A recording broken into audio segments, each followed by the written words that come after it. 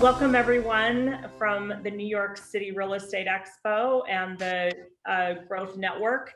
We're excited to be here with you today. I am Larendee Roos, founder and CEO of Roos Advisors, a strategic advisory firm dedicated to serving the real estate industry with consulting, executive recruitment, and coaching.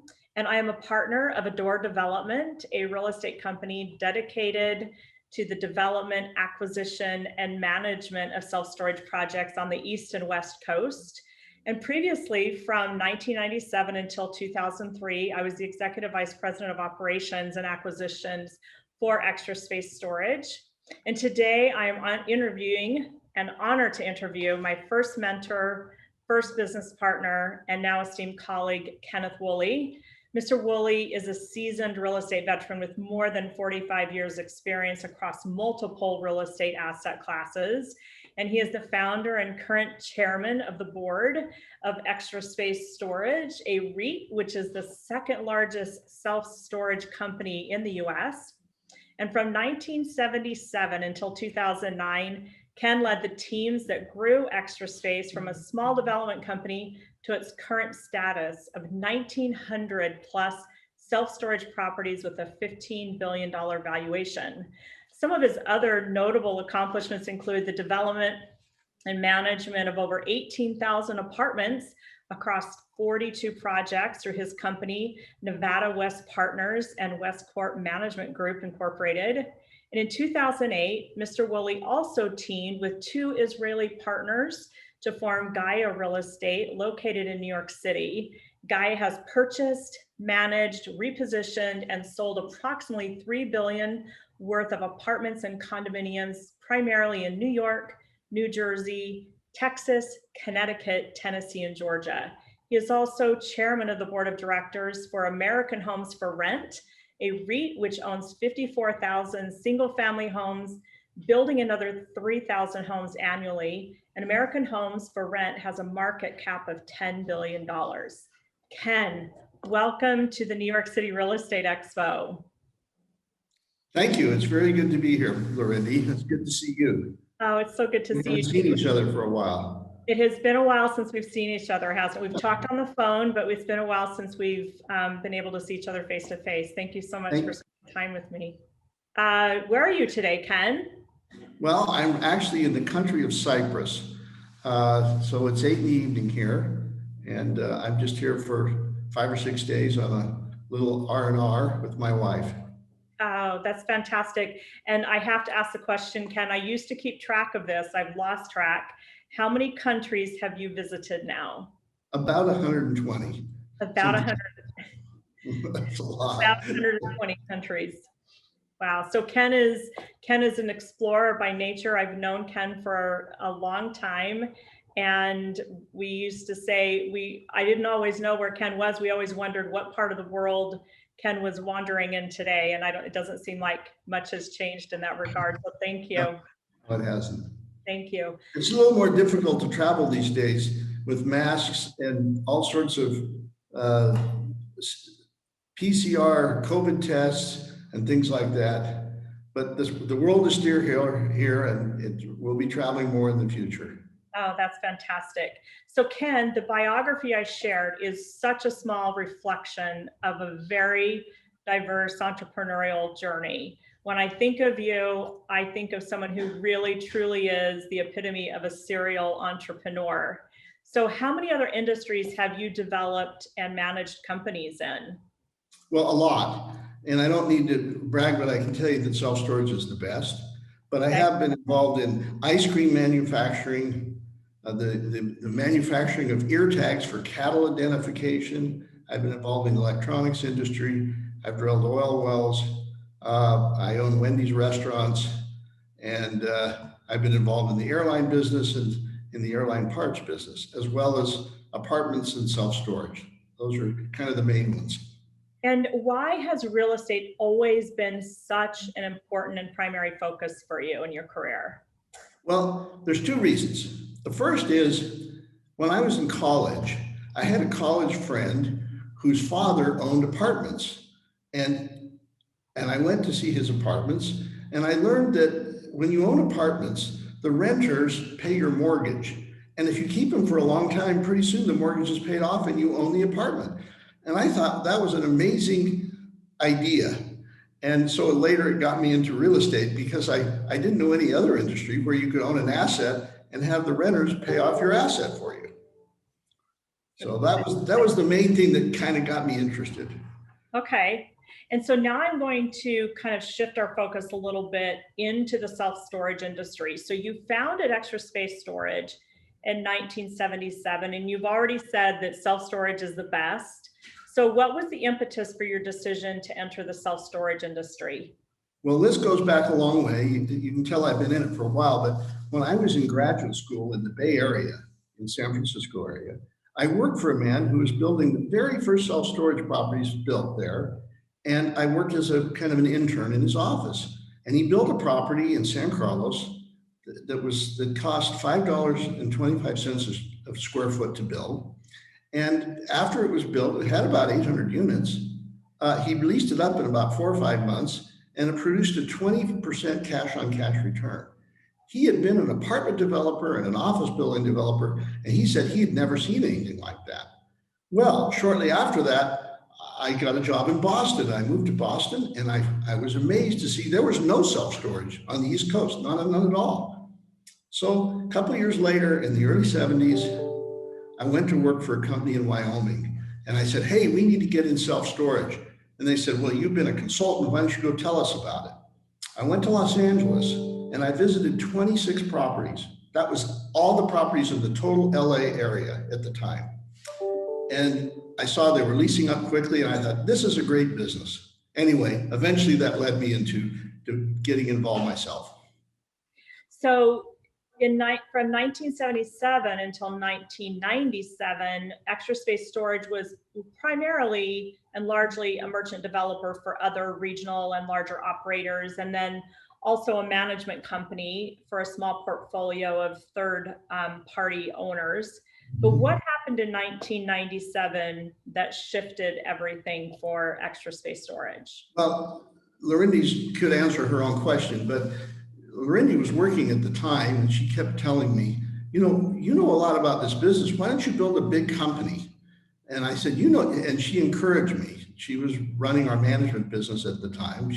I think you'd already been at the company for about 10 years at that point. That's right. And I broke my shoulder, and I went on an African safari with a broken shoulder, and I was really in pain. And I was sitting around reading books on corporate strategy. You'd wonder why, but I was. And I was thinking, I have a bad strategy. All I was doing was building and selling properties. And I came back, and with Larendee's encouragement, we hired a small investment bank. We said, we got to build a company. And that started it. That was the beginning. Right. We only had, I think, 12 properties under ownership at the time. That's right. We were managing 33, but we only physically owned 12 properties. And I think it was roughly an asset value of around 25 million, if I remember correctly. Yeah, it wasn't much. Yeah. And I think we didn't even realize what we were about to take on and what we were about to do. We were just so passionate about building this company and being of service that we just kind of went for it. And then the rest was somewhat history. So from 1998, when the first major round of venture capital was raised, and we did that joint venture partner with 3 different partners, from 1998 until 2003, Extra Space expanded from 33 properties under management to close to 180, which is when I left the company.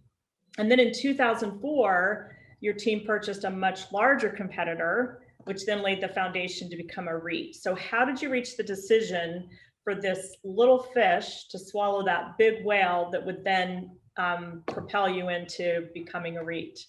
Well, really what happened is it was a little bit reversed. We became a REIT, and then we swallowed the big fish. But what happened was we kind of ran out of capital, and we were in New York talking to investment bankers, and one of them said, well, why don't you take the company public? That had not been our objective. Mm-hmm. And I had a lot of thinking. I couldn't sleep very well that night. And I walked up and down one of the streets in Manhattan at 3 a.m. thinking about it. And I thought, you know what? If you don't try, you'll never get it done. This is a good time to try. So let's try. So we decided to go public in November of 2003. We thought we could do it in 4 or 5 months. It took until the following August, but we went public and we only had about 180 properties at that time. Shortly thereafter, and many of you remember this company, it was called Storage USA, and it was owned by General Electric. It had been a public company and GE Real Estate had purchased it. And I knew it wasn't doing so well. There had been a slowdown in the business world in the early 2000s, and that company hadn't prospered very well. So I contacted GE, and that led to the eventual acquisition of Storage USA, which had 459 properties. Well, we were too small to buy something that big, and we ended up teaming with Prudential Real Estate Investors, which is now called PGIM, Prudential something International Global Management or something. But anyway, they helped us. So you, at that point then, is it right, you had somewhere around 5 to 550 projects under ownership and management, but now you have 1,900 plus. What has that journey been like to grow to that level over the years? You know what? It's been a lot of fun and some challenges. We've been buying, we stopped, we were developing actively, and we decided we didn't want to kind of compete with the people who were feeding us property. So we stopped developing about 2009. And since then, we've been purchasing properties and we've been managing properties. And Larendee started our management business, but the management business today has almost 800 properties, I think, third-party management. And we're the largest in the third-party management business. So we don't own all those 1,900 properties, but we continue to buy, and we bought a lot from developers, you know, soon after they're constructed. And we found various joint venture partners. And so today we own about 950 properties outright. We have another 250 or so in ventures, and then we have the rest are managed. And it's a kind of gradual. Every year we're kind of trying to add another 100, 150, 200 properties. Just imagine we're going to just add 100 more properties that have 800 tenants. So to start, that would seem pretty overwhelming, but I know the storage industry has changed a lot since even I went to work for Extra Space very early on. I was one of the first employees hired. Things have changed a lot. Technology has helped. So how has the industry changed even in the last, say, 5 years, would you say, from a technological perspective? Well, first of all, when we started growing the company around 1998, we realized that there were no systems that you could do accounting and keep track of everything. We were faxing information. Remember that, Larendee? We get fax reports from all the storage properties every week. And we had on-site accounting systems, but they weren't very efficient.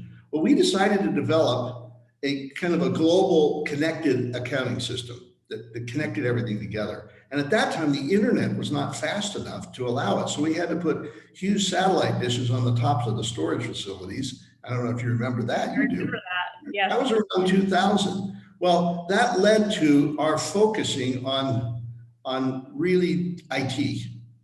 And that system, which came out first in 2000 and later became CenterShift and is now owned by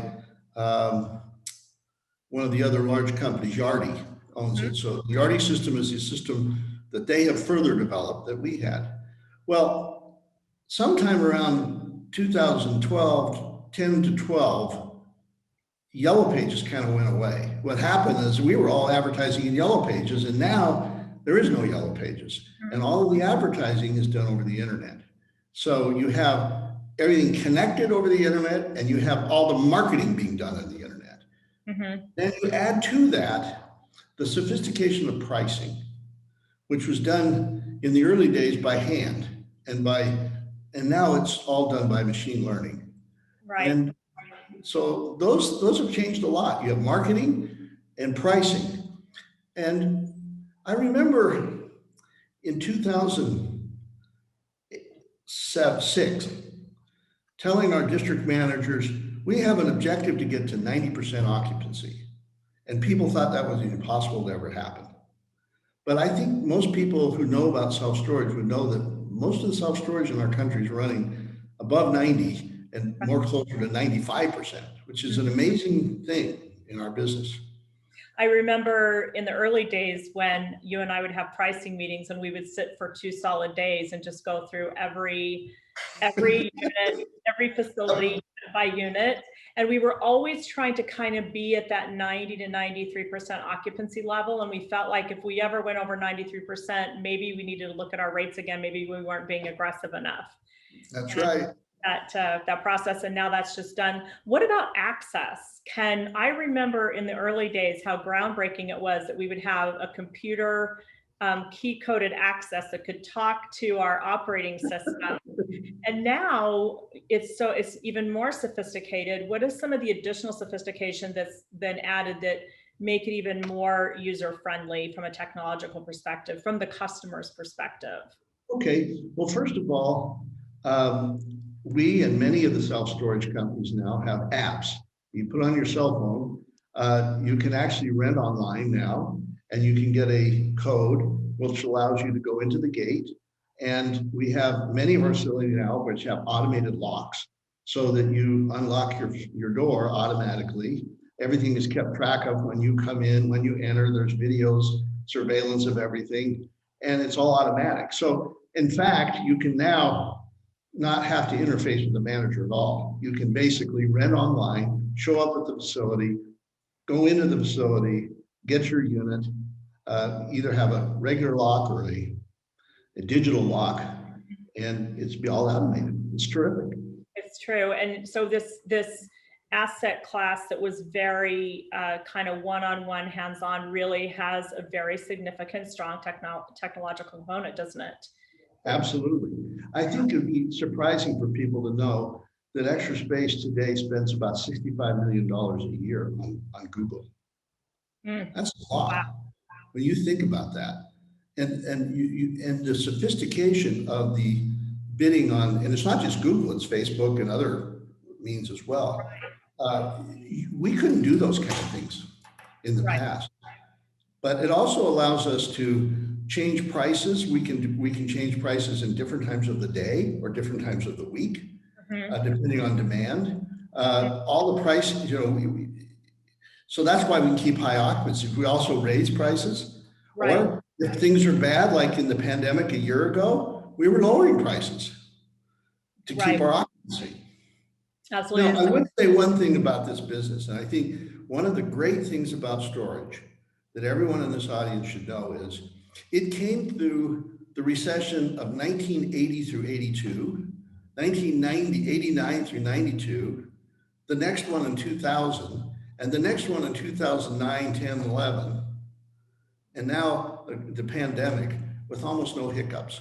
There's almost no property type that has had a better record of cash flow. There are a few little dips in 2009. There was a slight dip in 1990, but there was a tiny dip last March, April, May, but it's recovered. And you can almost name any other property type, and it hasn't done that. That's true. And I remember, Ken, in the early 90s when unemployment in the Northeast was in, high double digits, in the north of 20s, and we still only saw minimal dip, in fact, in occupancy, in revenue. So I'm going to ask you a question. I've always said that anyone who is invested in real estate should have self-storage as a diversification for their asset portfolio. For a diversified real estate asset portfolio, self-storage needs to be integral to that. Do you agree with me? And if so, why is that? Okay. Yes, if you're going to have a diversified portfolio. But if you don't want to have a diversified portfolio, just have storage. You'll do just fine.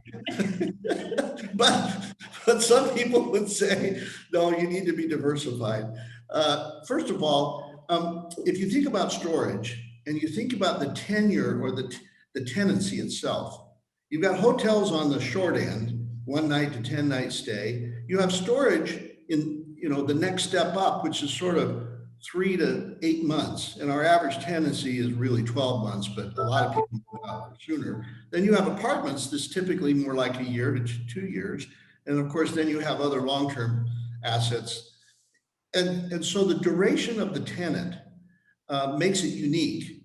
And so it makes it not subject to the same types of ups and downs as other kind of real estate. So that's, if you're looking for diversification, it doesn't move up and down with the same way that maybe office buildings do, or restaurant buildings, or, we're having a lot of trouble in retail right now, right? Shopping centers. And suddenly industrial's gone nuts and done really well. Well, storage has sort of stayed on that even platform and going up like this the whole time. Offices are down, industrial buildings are up, retail's down, apartments are kind of down in some parts of the country and up in others. So it's such an interesting, you're diversified in your real estate portfolio, because you don't just have self-storage, you also have apartments. But I remember years ago when we were trying to figure this out, and you had a choice. You could have gone long and deep on multifamily, but you made a decision to take your strategic focus and put it in self-storage. And do you feel like that was the right decision for you at that time? Well, absolutely. I mean, looking back, when we really started growing, which was, when you kind of encouraged me to, we couldn't see the end. We didn't know we'd end up with 1,900 properties. We had goals for 4 or 5 years, but not for 20 years. But it's sort of like you work on something and it continues to grow, and growth gives vitality and energy to an organization. And Extra Space still has a lot of vitality and energy to it. It's a very energetic place. And it's surprising because, there's some old guys there like me, but we have a lot of young guys, a lot of young people, men and women both, who are really passionate and are doing a great job. Amazing. Now, I'd say one more thing about this, because we talked about in the early days, and in many people today, storage is being managed by individual entrepreneurs. And that day is not over, but it should be over, because the professional managers, we're not the only good one, there's a lot of them, do a lot better job than some mom and pop person who builds a storage and has it managed. The income potential is so much greater from a professionally managed storage thing. And that's a big thing that's changed, in the last 30 years. How many of the, there's close to 40,000, maybe approaching 45,000 self-storage facilities across the United States. How many of those as a percentage do you know are managed by professional management companies versus those mom and pop operators or local operators? I really can't give you the exact number. I know how many the larger companies have.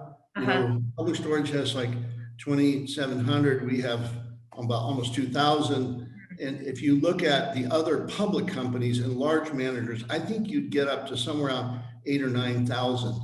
But there's a lot of regional property managers who do a pretty good job, who may manage 10 or 20 or 40 properties. So my guess is, look at the statistics, you might have 15,000, 18,000 properties out of what you said, 45. It's probably closer to 55, we think, thousand. So a lot of them, they're not managed professionally. So even though the ownership percentage of the local operators compared to the larger companies, maybe if that percentage is only 20 to 25%, what you're saying is that even that being said, the regional operators and the professional management companies still manage a very large portion of the overall inventory of facilities across the US. Yes. Okay, fantastic. So any insights on how this asset class will change or strengthen in the coming years, Ken? I think what's going to happen is that technology is going to become more and more important, and that there's going to be a move toward automation, and also a move toward possibly smaller projects that have, because you can kind of automate them, you can have a smaller project with a lot of small units. The demand continues to increase. Somewhere around 13% of all Americans are using storage today. It continues to grow. And there's no reason it can't go from 13 to 15 to 18%.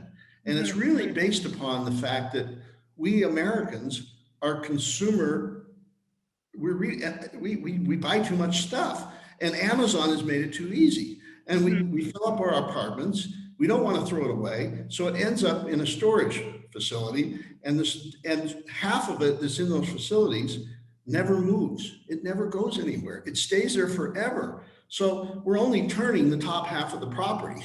So you need more properties to be built. So it's going to be an expanding thing for, I think, a long time in the future.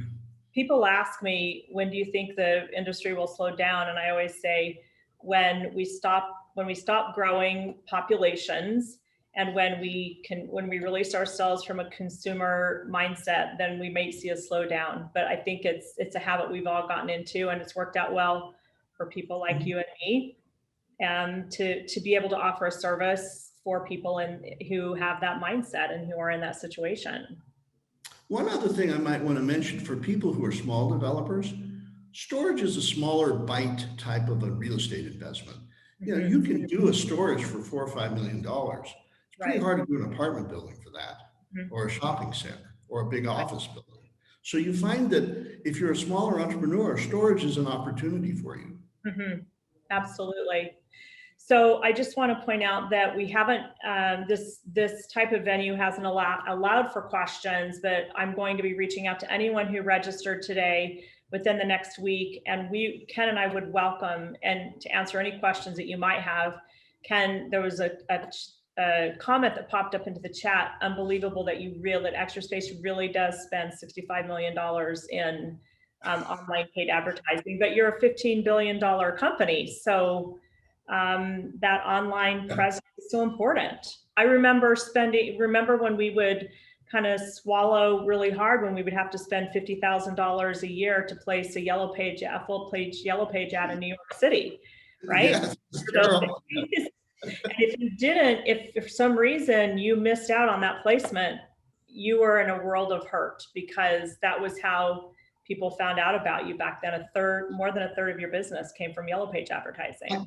I would say now we're spending a higher percentage of our income today than we were 20 years ago on advertising, because the incremental dollar spent can get you more customers, and you can keep your occupancy up, and you can also raise your rents. So if you don't advertise and you just sit there with your sign and wait for people to come in, you're going to run your property at 20% lower rents to keep it full. Right, and you need that. So you need that. That difference is a huge difference from the bottom line perspective. So before we close, I again want to just thank Anthony Kazazis and the New York City Real Estate Expo for hosting us today and allowing us to talk about something that Ken and I are very passionate about. You might have picked up on that during our conversation together. And as we close though, Ken, you're really one of my, you don't like me to say this, but you're one of my heroes. I've learned so much from you. I always say I learned the most from my high school accounting teacher, and Ken Woolley taught me everything I know about business. Anything that you would share with our entrepreneurs, our small developers, our large developers, about what's made you successful? What you don't know is that I've had a lot of failures along the way, and a lot of things didn't go right. And a few times, and Larendee remember this, we were close to really having a big financial problem. But if you get in trouble, keep going. Things can get better, and all luck is not bad. Sometimes it's good. So be positive, even when things don't go well. Anyway, thank you, Larendee. Thank you so much, Ken. Thank you so much for spending time with us. It's been truly my pleasure. Thank you, New York City Real Estate Expo. Have a wonderful, wonderful afternoon. Thank you very much. Yeah. Larendee, you're a natural, beautiful, great job.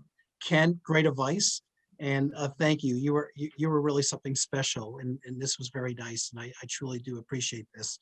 I want to thank you guys again. Larendee will be sending out a nice thank you letter for everybody, and you can continue asking her questions thereafter. And again, in about a week or so, she'll send out the videotape to all of you. We will be back in 10 minutes, and actually, I'm up. The future of networking is looking up. So hopefully we'll talk about that in about 10 minutes, okay? You take care, guys. Enjoy. have a good, and we'll see you soon. Thank you, Larendee. Bye-bye, Definitely. Ken. Thank you. Bye-bye, Bye-bye. guys.